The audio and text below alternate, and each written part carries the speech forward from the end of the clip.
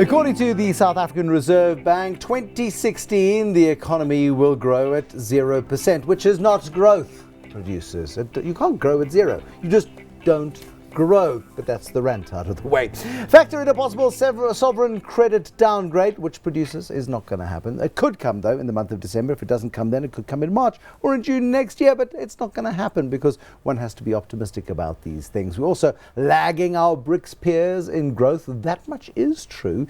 And is there any wonder why our bank shares are so cheap? But sometimes shares are cheap because they deserve to be cheap. This is The Moneymakers. I'm Bruce Whitfield, and tonight I discuss bank shares, whether or not there is value to be had or whether or not you're going to be stuck in a value trap if you buy them now. I'm joined this evening by Graham Kerner. He is the founder of Kerner Perspective. He's in studio with me this evening. The banking environment is tough, competitive, tightly regulated, bloomin' expensive to run, and returns are probably at multi-year lows, Graham. Well, not really. I think if you look, you're absolutely right. After the global financial crisis, it took the likes of Standard Bank many years to rebuild their earnings to where they were. But no, if you look at companies like FirstRand and Capitec, for example, they've done very, very nicely over the last few years. But yeah, I think your point is well made. There are a few headwinds from the front, and you can add technology and disruption from a banking point of view into that mix. But the question is it easy for a country to do without the banking sector? And I think the short answer to that is no. And in fact, we've got the view that the world is having great fun tying the bankers up to the pole in the town square and whipping them and fining them. But it becomes counterproductive at a point. The world needs banks, and the South African economy needs our banks. The fact that they are very highly regulated and highly competitive, I think, keeps everybody honest. And that's fine. I'm very happy for them to lend me money. I'm very happy to, if I have anything left, to deposit it with them briefly until my family spends it. But should I be buying their shares? Now, on a traditional metrics, if this was a cooking program, we would then say, here is something Graham prepared earlier. Because what you've done is you've created a little table for us. And I'd like to have a look at that table, which is going to miraculously appear right behind us. Yeah, so I think what we're trying to illustrate here is that the PE multiples, if you look at the forward PEs, and I must just point out that FirstRand is obviously being prejudiced here because they're a June end, and obviously we haven't yet captured that. But so this is a little bit misleading. But as you can see there, the forward PE of Barclays is under 9, Standard Bank, even after a rally, is on a 10, Nedbank under 9, only FirstRand is the anomaly. And look at those forward dividend yields on the big 5 is 5.5%. Earnings growth not spectacular. Standard Bank particularly had a couple of reversals in the last financial year, which creates a slightly high base. But you're looking at earnings growth over the next 2 financial years, on average to December, of around 5%, so maybe slightly below inflation. But I mean, look at that dividend yield, and the PE is way below what you're paying on the bulk of the JSE. So we would argue, yes, there is still some value. The question, of course, is are you going to make money? Now, if I had asked you this same question 6 months ago, if I'd asked you the same question 2 or 3 years ago, the PEs would have looked very similar, the dividend yields very similar, the forward earnings outlook fairly similar, I suspect. Banks essentially have gone absolutely nowhere because they're kind of tied to the fortunes of the economy. They are, but having said that, I think they have the ability to whether it be Standard Bank and Barclays Africa operating into Africa, there are things they can do. And I think that's another important point. So, we've got the big 4, and then you've got Investec, which is a different animal, sort of got a lot more in asset management, and Capitec, of course, is a different creature as well. So I think you've got to be careful not to just throw all the banks in one pot. Ironically, we quite like Barclays and Standard Bank most now because we do like the fact that they've got the African operations. We're very aware of the fact that places like Nigeria are battling. You are aware of the fact that its controlling shareholder, Barclays Africa, doesn't want to own it anymore. Is there any point in buying shares in Barclays Africa while there is the threat of an overhang by Barclays PLC desperately trying to get rid of 20% of its holding, or 30% or 40%, whatever percentage of its holding it's trying to get rid of it, whose hands that ends up in eventually? So I think the reason Barclays UK PLC is looking to sell Barclays Africa is they're saying effectively they're carrying the balance sheet risk, all of it, and until recently they only owned 60%. They didn't like that. But the reality is you can't just go and flog your shares in the open market. You actually need to satisfy regulators and authorities who are going to say, well, we're not happy with a private equity outfit that's very thinly capitalized coming in. So I have great sympathy for Barclays PLC.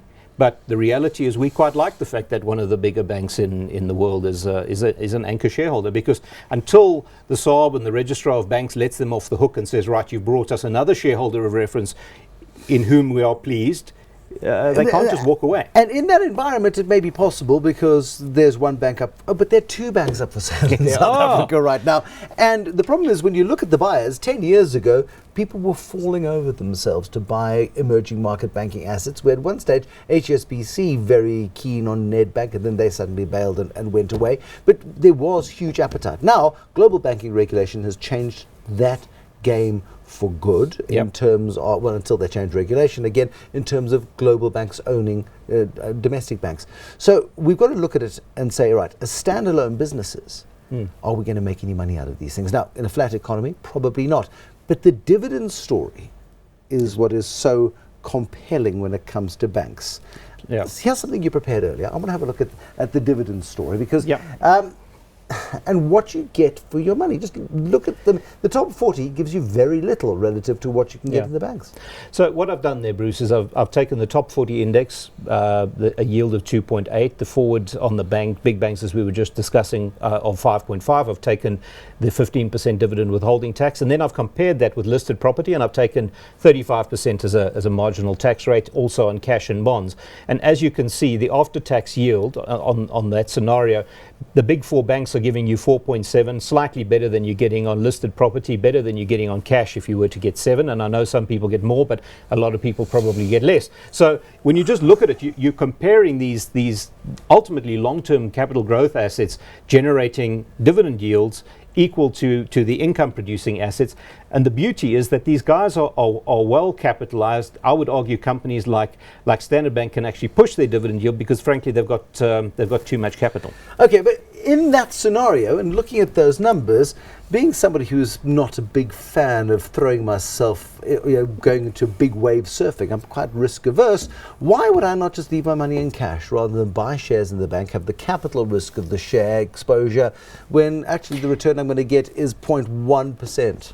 It's 0.1 in year 1. Yeah. But in year 2, you will probably get growth in your dividends, which you don't get in cash.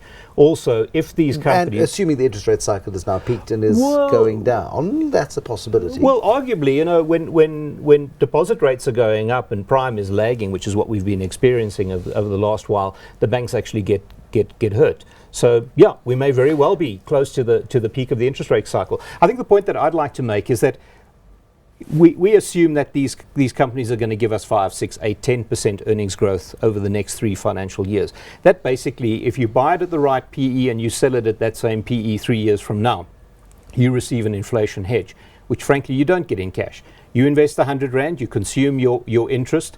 After 3 years, you get your 100 Rand back, and if inflation's running at 6, it's worth 20% less than when you put it in. So I would argue that even at these levels, but I would say I think you want to buy on a little bit of a pullback. Now, show me some graphs, please, bank share graphs, because there's so much volatility in this market, delicious volatility. I say delicious volatility because depending on where you buy, you either get scared on the way down or terribly excited on the way up. Yeah, absolutely right. And I think what is quite interesting, the banking shares got absolutely hammered in December. I mean, post-Nene. Look at the day the Nene announcement happened. This was the Thursday, the 10th of December, after Nene was fired on the 9th. Look at the collapse in Capitec. Extraordinary, isn't it?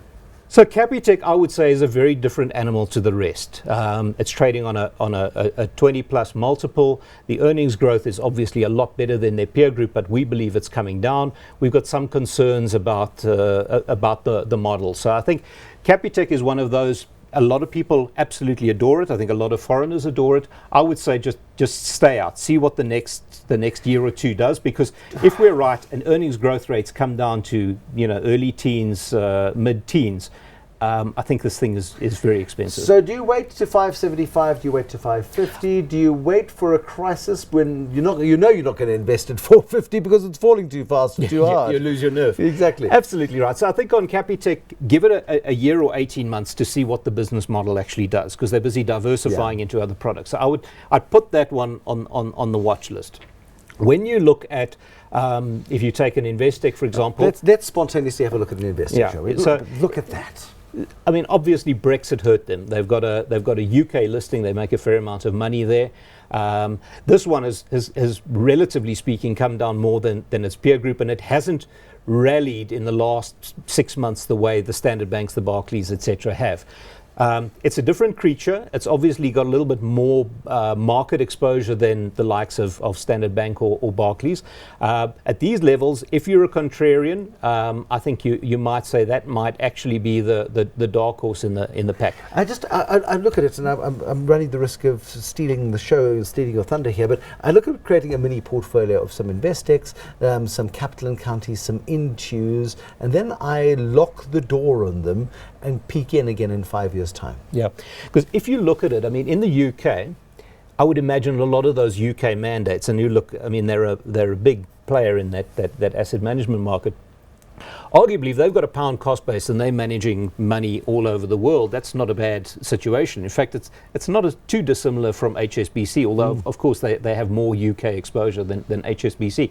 So I tend to agree with you. I think in Intu's case, when I look at it, £2.50, it looked very interesting. Now £2.80. I was in a room full of chief financial officers today, and the person making a speech says, "Okay, who in the room thinks Brexit's not as bad as everyone thinks?" I was the only muppet to put up my hand. They called me Boris Johnson for the rest of the day. That's unfair. It was unfair. I thought he's got much more hair. Graham Kerner with a Kerner perspective here on the Moneymakers. Fascinating insights into the worlds of banks, banking, and of course the shares that you could bank on should you want to buy some banks. The decision, of course, remains ultimately yours. From us here in the Moneymakers studio at 9:15 at night, it's a very good evening. Good night.